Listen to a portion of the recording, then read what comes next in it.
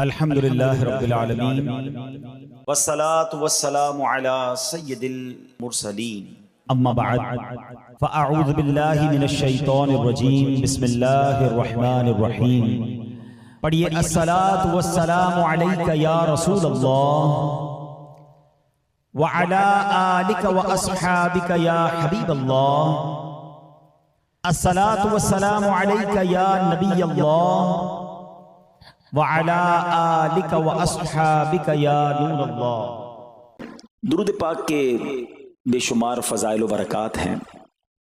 القول البدیع میں ہے حضرت ابو عباس احمد بن منصور رحمت اللہ تعالی علیہ کو انتقال کے بعد کسی نے خواب میں دیکھا کہ وہ سر پر موتیوں کا تاج سجائے، جنتی لباس میں ملبوس، شیراز کی جامع مسجد کے محراب میں کھڑے ہیں۔ خواب دیکھنے والے نے عرض کی ما فعل اللہ بکا، یعنی اللہ پاک نے آپ کے ساتھ کیا معاملہ فرمایا؟ تو فرمایا کہ میں کثرت سے درود شریف پڑھا کرتا تھا، یہی عمل کام آ گیا، اللہ پاک نے میری مغفرت فرما دی اور مجھے تاج پہنا کر جنت میں داخل کر دیا۔ کیا بات ہے درود پاک کی! آپ یقین کریں، اگر میں آپ سے یہ کہوں کہ زندگی میں ایک مسلمان ہونے کی حیثیت سے اگر آپ اپنی خواہشات، اپنی ڈیزائرز کیا کیا ہیں لکھیں ذرا، کہ مجھے دنیا میں کیا چاہیے، مجھے مرتے وقت کیا چاہیے، قبر میں کیا چاہیے، مرنے کے بعد محشر کے دن میں کیا چاہتا ہوں، کبھی اکیلے بیٹھے نہ تو لکھیے گا، ٹھیک ہے؟ اور اب میں آپ کو بہت ساری حدیثوں کا کچھ نچوڑ پیش کرنے جا رہا ہوں، سنتے جائیے اور سبحان اللہ بھی کہتے جائیے۔ اگر آپ روزی میں برکت چاہتے ہیں تو درود پاک پڑھیے، اگر آپ بیماری سے شفا چاہتے ہیں تو درود پاک پڑھیے، اگر آپ ذلت و رسوائی سے بچنا چاہتے ہیں تو درود پاک پڑھیے، اگر آپ عزت میں اضافہ چاہتے ہیں تو درود پاک پڑھیے، آپ مصیبتوں اور پریشانیوں سے بچنا چاہتے ہیں تو درود پاک پڑھیے، مرتے وقت کلمہ پڑھنا چاہتے ہیں تو درود پاک پڑھیے، مرتے وقت آقا کا دیدار کرنا چاہتے ہیں تو درود پاک پڑھیے، آپ یہ چاہتے ہیں کہ آقا اپنے مبارک ہاتھوں سے قبر میں اتاریں تو درود پاک پڑھیے، اپنی قبر کو نور مصطفیٰ سے جگمگانا چاہتے ہیں تو درود پاک پڑھیے، قیامت کے دن نبی پاک کے پرچم تلے اٹھنا چاہتے ہیں تو درود پاک پڑھیے، آقا کے ہاتھوں جام کوثر پینا چاہتے ہیں تو درود پاک پڑھیے، اور سنیے آقا کے ساتھ جنت میں جانا چاہتے ہیں تو درود پاک پڑھیے، مدینے جانا چاہتے ہیں، بار بار جانا چاہتے ہیں تو درود پاک پڑھیے، اور زندگی میں دیدار مصطفیٰ کرنا چاہتے ہیں تو درود پاک پڑھیے۔ کچھ باقی رہ گیا؟ اللہ اکبر یا رسول اللہ، مجھے بتائیے اور کچھ باقی رہ گیا ہے؟ ایک مسلمان ہونے کی حیثیت سے what ever I need in دنیا اور ان ہیئر آفٹر، دنیا اور آخرت میں جو کچھ چاہیے، روزی برکت والی، زندگی عزت والی، پریشانیاں دور ہو جائیں، بیماریاں دور ہو جائیں، ذلت و رسوائی سے بچا رہوں، ایمان والی موت ملے، جب تک زندہ رہوں مدینے آتا جاتا رہوں، آقا کی دید کرتا رہوں، آقا جنت میں ساتھ لے جائیں۔ اب کچھ باقی بچتا ہے؟ اب یقین کریں میں نے اپنی طرف سے نہیں بتایا، یہ جن کا کچھ مطالعہ ہے تو ان کو یاد آ رہا ہوگا کہ اس ہر جملے کے پیچھے کوئی نہ کوئی ایک روایت یا کوئی نہ کوئی حدیث موجود ہے، یعنی یہ سارے انعامات دنیا کے، قبر کے، حشر کے، یہ سارے انعامات نبی پاک نے درود پاک کی فضیلت میں بیان فرما دیے ہیں۔ یہ ایسے ہی شاعر نے نہیں کہا کہ ہر درد کی دوا ہے، صلی علی محمد، تعویذ ہر بلا ہے، صلی علی محمد صلی اللہ علیہ وسلم۔ پھر کیوں نہیں پڑھتے؟ یعنی اتنے سارے مسئلے حل ہو جائیں ایک ہی وظیفے سے۔ لوگ پوچھتے رہتے ہیں کوئی وظیفہ بتا دیں، روزی میں برکت کا بتا دیں، پریشانی دور ہو جائے بتا دیں، مدینے کا کوئی وظیفہ بتا دیں، اور یہ سارے وظیفے درود پاک میں چھپے ہوئے ہیں۔ پکڑ لو نا درود پاک، پھر دیکھیں اس کی کیسی برکتیں آپ زندگی میں دیکھیں گے، آپ کا چہرہ شاش بشاش ہو جائے گا، آپ کی طبیعت فریش ہو جائے گی، آپ کو مزے کو مزہ آ جائے گا۔ بس درود پاک کی کثرت پڑھتے رہا کریں، پڑھتے رہا کریں، انشاءاللہ برکتیں ہی برکتیں۔ میں بھی نیت کروں، آپ بھی نیت کریں۔ ایک اور خوبصورت بات بتاؤں، جو بڑی خوبصورت آیت ہے، میں سمجھتا ہوں شاید دنیا بھر کے عاشقان رسول کو یہ کم از کم آیت تو سب کو یاد ہوگی۔ کون سی آیت؟ ان اللہ وملائکتہ یصلون علی النبی یا ایھا الذین آمنوا صلوا علیہ وسلموا تسلیما. مل کر درود پاک. اللہم صل علی سیدنا و مولانا محمد طب القلوب ودوائها وعافیت الابدان وشفائها ونور الابصار وضیائها وعلی آلہ وصحبہ وبارک وسلم. اب یہ جو آیت درود ہے نا شعبان کے مہینے میں نازل ہوئی ہے، تو چلو نیت کر لیں انشاءاللہ اب سے روزانہ کثرت سے درود پاک پڑھیں گے انشاءاللہ. آئیے مل کر محبت کے ساتھ ایک بار پھر درود پاک. صلو علی الحبیب صلی اللہ تعالی علی محمد صلی اللہ علیہ وسلم. مشہور صحابی حضرت ابو ہریرہ رضی اللہ تعالیٰ عنہ فرماتے ہیں کہ ایک مرتبہ میں رسول اکرم نور مجسم صلی اللہ تعالی علیہ وآلہ وسلم کی اقتداء میں نماز عشاء پڑھ کر واپس جا رہا تھا. میں نے دیکھا کہ ایک عورت اپنے آپ کو پوری طرح ڈھانپ کر سڑک کے ایک کنارے پر کھڑی ہے اور اس نے مجھے پکارا کہ اے ابو ہریرہ ذرا میری بات سنو. آپ کہتے ہیں میں قریب گیا، میں خلاصہ عرض کر رہا ہوں. تو اس عورت نے کہا کہ مجھ سے بہت بڑا گناہ ہو گیا ہے، کیا میری توبہ قبول ہوگی؟ حضرت ابو ہریرہ نے اس سے سوال کیا کہ کیا گناہ ہو گیا؟ اس نے گناہ کی تفصیل بتائی، کافی بڑا گناہ تھا. آپ نے کہا کہ تو ہلاک ہو گئی اور تو نے دوسروں کو بھی ہلاکت میں ڈال دیا، اتنا بڑا گناہ کیا، اب تم توبہ کی امید رکھتی ہو؟ اللہ پاک کی قسم تیری توبہ قبول نہیں ہوگی.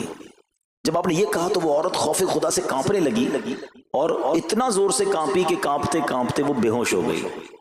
آپ نبی پاک کی بارگاہ میں آ گئے. اب آپ کو خیال آیا کہ یار میں نے اس کو کہہ تو دیا مگر میں نے اللہ کے نبی صلی اللہ تعالی علیہ وسلم سے مشورہ تو نہیں کیا، پیارے آقا سے پوچھا تو نہیں. اب آپ نبی پاک علیہ السلام کی بارگاہ میں آئے اور آقا سے عرض کی کہ حضور ایسا ایسا ہوا اور ایک عورت مجھے ملی اور اس نے مجھے اپنا گناہ بتایا. میں نے کہا اتنا بڑا گناہ، اب تیری توبہ قبول نہیں ہوگی. اللہ اکبر. جب نبی رحمت شفیع امت صلی اللہ تعالی علیہ وسلم نے یہ بات سنی تو فرمایا انا للہ و انا الیہ راجعون. اے ابو ہریرہ تو خود بھی ہلاک ہوا اور تم نے اس عورت کو بھی ہلاکت میں ڈالا، کیا تمہیں اللہ پاک کا یہ فرمان یاد نہیں؟ پھر نبی پاک علیہ السلام نے قرآن مجید فرقان حمید کی یہ آیت تلاوت کی. ذرا غور سے تلاوت سنیے گا. اللہ کریم ارشاد فرماتا ہے بسم اللہ الرحمن الرحیم الا من تاب وآمن وعمل عملا صالحا فأولئك يبدل الله سيئاتهم حسنات وكان الله غفورا رحيما. ترجمہ کنز العرفان. مگر جو توبہ کرے اور ایمان لائے اور اچھا کام کرے تو ایسوں کی برائیوں کو اللہ نیکیوں سے بدل دے گا اور اللہ بخشنے والا مہربان ہے. حضرت ابو ہریرہ نے جب یہ آیت کریمہ سنی اور پیارے آقا علیہ السلام کا یہ فرمان سنا تو آپ کو احساس ہوا کہ میں نے غلط مسئلہ بیان کر دیا ہے. آپ پر یہ احساس اتنا غالب ہو گیا کہ آپ مدینہ منورہ کی اب گلیوں میں آواز لگانے لگے. ایک عورت نے مجھ سے رات ایک مسئلہ پوچھا تھا، کوئی بتا سکتا ہے وہ عورت کون ہے؟ آپ سارا دن مدینے کی گلیوں میں آواز لگاتے رہے مجھے اس عورت کا پتہ بتاؤ جس نے مجھ سے مسئلہ پوچھا تھا. اب رات ہوئی تو وہ عورت آپ کو کل والی جگہ پر پھر کھڑی مل گئی. آپ فوراً اس عورت کے پاس پہنچے، اسے نبی پاک کا فرمان سنایا اور کہا تمہیں مبارک ہو، اگر تم توبہ کرو گی تو اللہ تمہاری توبہ قبول فرما لے گا. اب یہ عورت اتنی خوش ہوئی کہ مارے خوشی کے کہتی ہے کہ میرا ایک باغ ہے، میں نے اپنے گناہ کے کفارے میں وہ باغ راہ خدا میں صدقہ کر رہی ہوں. یہ پورا باغ ہے ابو ہریرہ میں اللہ کی راہ میں صدقہ کرتی ہوں. اللہ اکبر. اے میرے پیارے اسلامی بھائیوں، اس ایک واقعے میں ہمارے لیے بہت کچھ ہے. پہلے تھوڑا سا تربیت کے مدنی پھول ذرا سمجھیے کہ اتنی بڑی ہستی ہیں سیدنا ابو ہریرہ رضی اللہ تعالیٰ، لیکن جیسے انہیں پتا چلا کہ میں نے یہ مسئلہ تو بیان کر دیا ہے مگر نبی پاک علیہ السلام سے پہلے اس کا حکم تو پوچھ لیتا. یہ ہمیں کیا درس دے رہا ہے کہ بغیر علم کے اپنی طرف سے شرعی مسئلہ بیان نہیں کرنا چاہیے.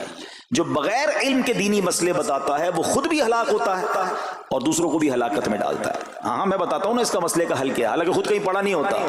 تو جب تک آپ کو علم نہیں ہے، آپ جانتے نہیں ہیں، تو کسی مسئلے کو بیان نہیں کرنا چاہیے. دوسری بات کہ اگر خدا نہ خواستہ کوئی غلط مسئلہ بتا بیٹھا یا بتا تو درست رہا تھا بتاتے بتاتے غلطی کر بیٹھا تو اسے چاہیے کہ ازالہ کرے، فوراً اس کا جو بھی ازالہ بنتا ہے وہ کرے. سیدنا ابو ہریرہ رضی اللہ عنہ کا ازالہ تو دیکھیں کہ آپ کو جیسے ہی پتا چلا کہ اصل مسئلہ یہ ہے، اب آپ مدینے کی گلیوں میں صدا لگا رہے ہیں، تلاش کر رہے ہیں، پورا دن ڈھونڈتے رہے اس خاتون کو کہ میری سے غلطی ہو گئی، میں نے اس کو غلط مسئلہ بتایا، تاکہ اس کو تلاش کر کے اس کو درست مسئلہ بتایا جائے۔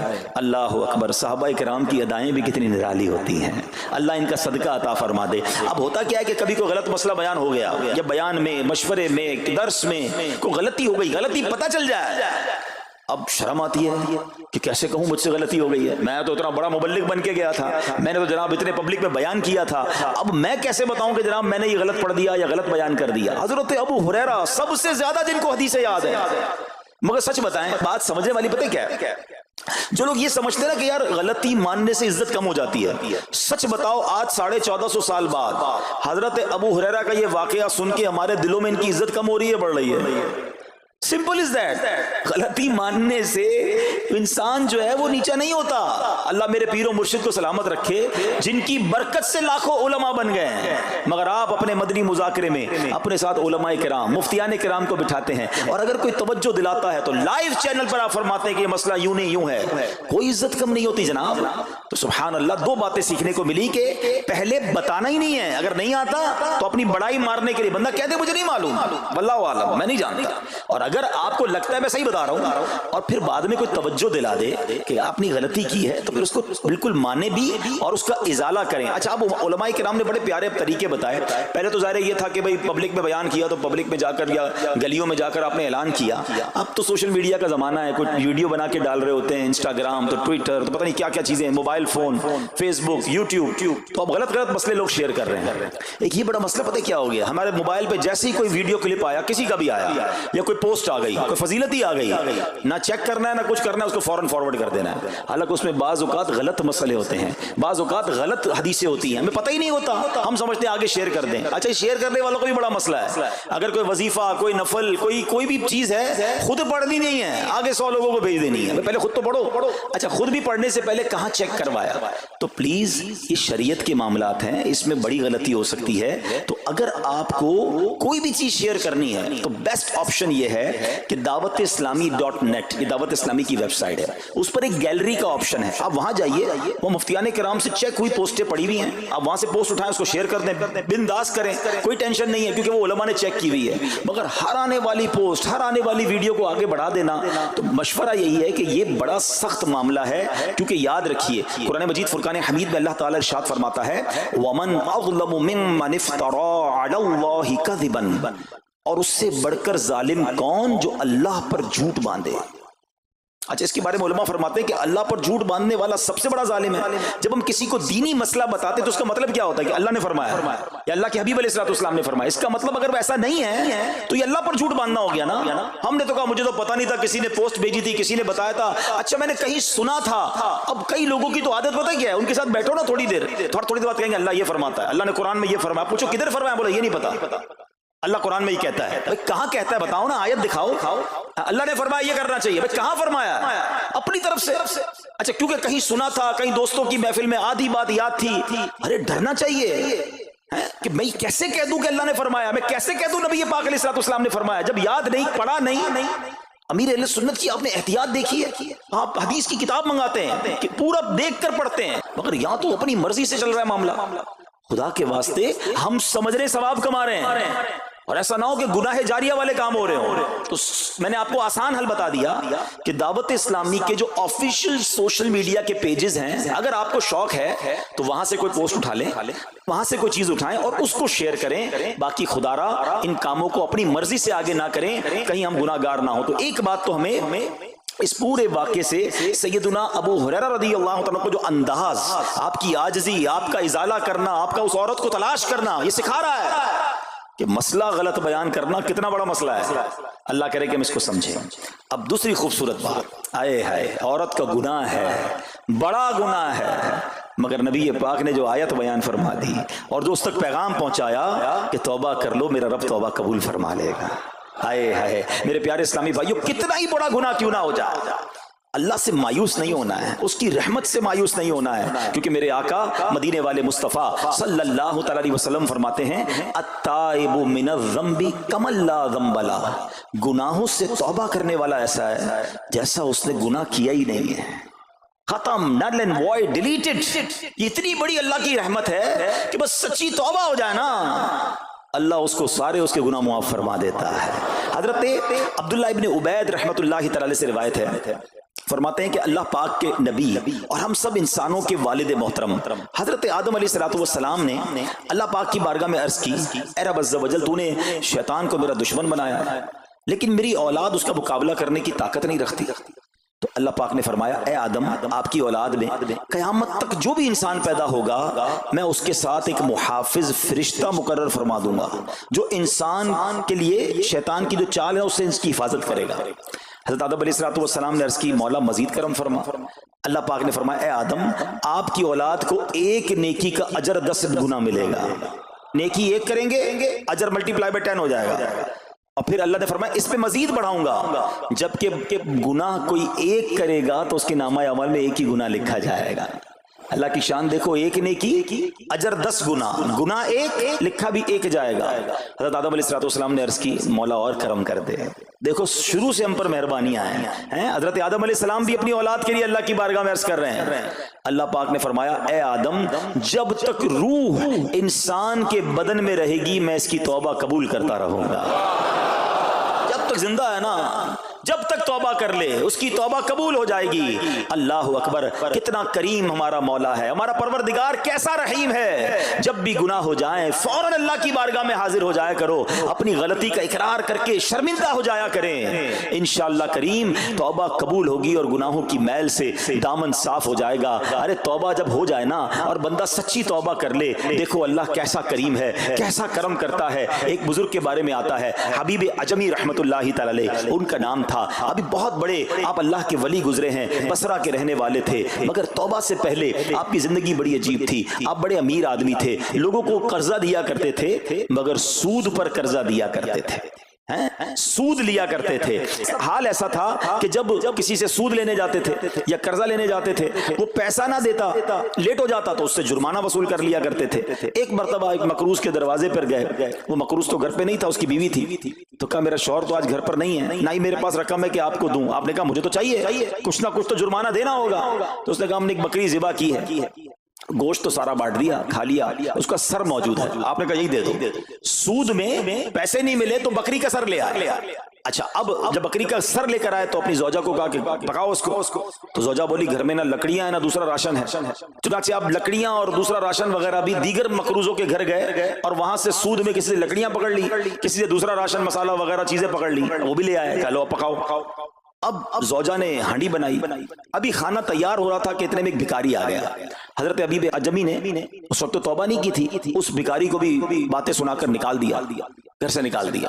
اب کھانا تیار ہو گیا, کھانے کے لیے بیٹھے, مگر جیسے ہی زوجہ نے ہانڈی کا ڈھکن اٹھایا نا تو وہ سالن جو تھا بکری کے سر کی بجائے پورا سالن خون سے بھرا ہوا تھا. زوجہ نے پکار کر کہا کہ دیکھو تمہارے اعمال کا نتیجہ, تمہاری کنجوسی کا نتیجہ, پوری ہانڈی خون سے بھری ہوئی ہے. سود کا مال تھا نا. اب ہانڈی کا یوں خون میں بدل جانا آپ کے دل پر بڑی تنبیہ ہوئی, بڑا اثر ہوا کہ یہ میں کیا کر رہا ہوں, میں کون سی روزی کما رہا ہوں. اللہ سے جنگ ہے نا سود کا کام کرنے والا, وہ تمام لوگ سوچیں جو سود کا کام کرتے ہیں. اب جب آپ کے دل پہ چوٹ لگی تو آپ نے اب توبہ کرنے کا ارادہ کیا کہ بہت ہو گیا, اللہ کو بڑا ناراض کر لیا. تو آپ حضرت حبیب عجمی اب باہر نکلے کہ حضرت امام حسن بصری کی بارگاہ میں جاتے ہیں اور وہاں جا کر توبہ کرتے ہیں. مگر جیسے ہی اب باہر نکلے نا تو کچھ بچے کھیل رہے تھے. کھیلتے ہوئے بچے نے آواز لگائی, جلدی سائڈ پہ ہو جاؤ, دور ہو جاؤ, حبیب عجمی سود خور آ رہا ہے, کہیں ایسا نہ ہو کہ اس کے قدموں کی دھول ہم پر پڑے اور ہم بھی بدبخت ہو جائے.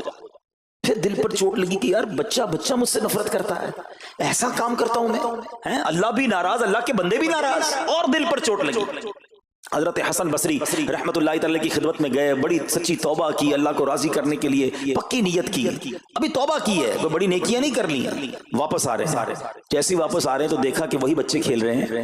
اب ان بچوں میں کسی نے آپ کو دیکھا تو کہا کہ اب حبیب توبہ کر کے آ رہے ہیں, دور ہو جاؤ, کہیں ہمارے قدموں کی دھول ان پر نہ پڑ جائے تو ہم گناہگار نہ ہو جائے.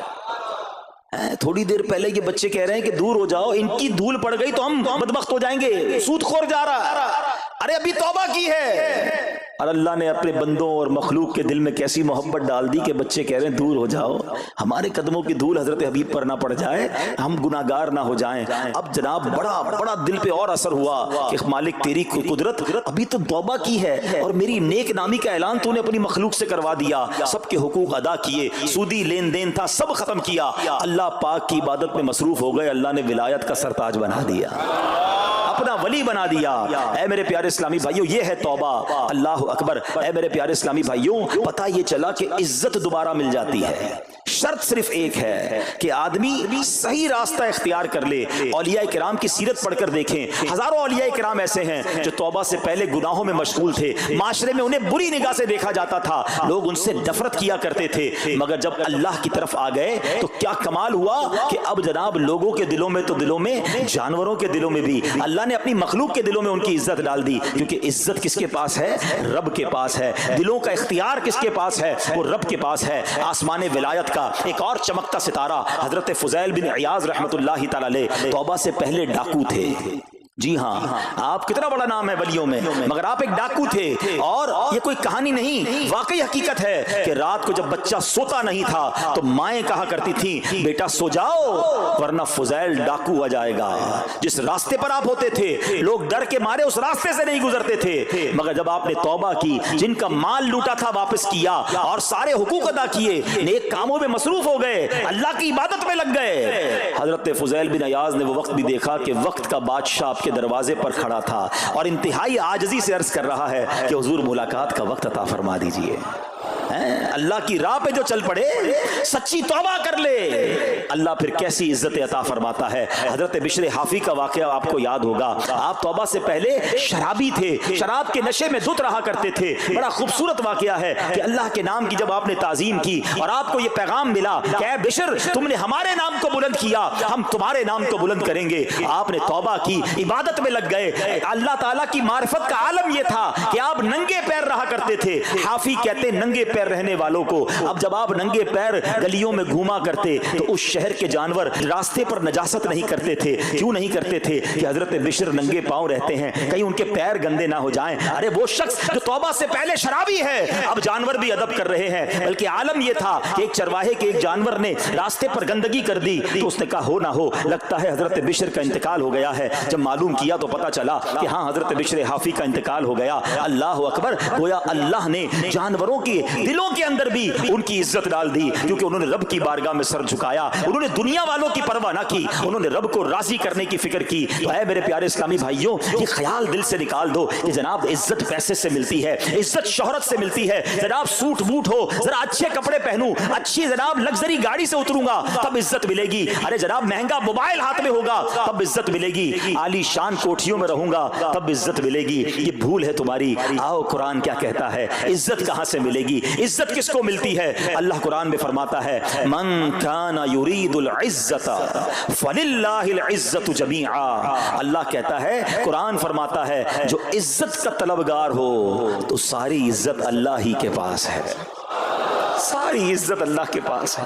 وَتُعِزُّ مَن تَشَاءُ وَتُذِلُّ مَن تَشَاءُ بِيَدِكَ الْخَيْرُ۔ خدا کی قسم، دنیا کی ساری دولت کسی کے پاس ہو، اس کے کروڑوں فالوورز ہوں، لوگ کہتے ہیں سوشل میڈیا پہ فالوور ہونے چاہیے۔ آج کل تو کسی کا مرتبہ چیک کیسے ہوتا ہے؟ چیک تو کرو اس کے پیج پر اس کو چاہنے والے کتنے ہیں۔ لوگ بتاتے ہیں میرے اتنے ملین فالوورز ہیں، اتنے لاکھ مجھے دیکھنے والے ہیں۔ میں ان سب سے پوچھتا ہوں جن کے کروڑوں فالوورز ہیں، تمہارے فالوورز تمہیں دیکھنے والے گناہ کی وجہ سے ہیں یا نیکی کی وجہ سے ہیں؟ کبھی سوچا کہ 1 کروڑ لوگ تمہیں دیکھتے ہیں مگر تمہارا ناچ گانا دیکھتے ہیں، تمہاری بے حیائی دیکھتے ہیں، اور وہ جب بھی دیکھتے ہیں سارا گناہ تمہیں بھی ملتا ہے۔ یہ کیوں نہیں سوچتے کہ یہ فالوورشپ کیا کرنی ہے؟ یار میرے اتنے فالوور، میرے اتنے چاہنے والے، میرے پاس اتنا پیسہ، ساری دنیا تمہیں چاہے اور رب نہ چاہے نا، سب برباد ہو جائے گا۔ ہاں جب رب نے چاہنا ہے ذلیل و خوار ہو جاتا ہے انسان، اور رب نے جس کے مقدر میں عزت لکھی ہے نا اسے ایسا عروج عطا فرماتا ہے۔ بتاؤ نا کون سا یوٹیوب، کون سا فیس بک تھا خواجہ غریب نواز کے زمانے میں؟ لوگ کہتے اتنے ملین فالوور، میں بتاتا ہوں دنیا کا کون سا مسلمان ہے جو میرے خواجہ غریب نواز کو فالو نہیں کرتا؟